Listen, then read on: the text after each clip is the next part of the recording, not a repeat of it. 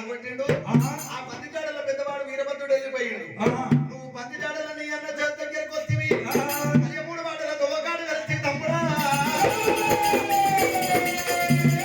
తమ్ముడా సోదరో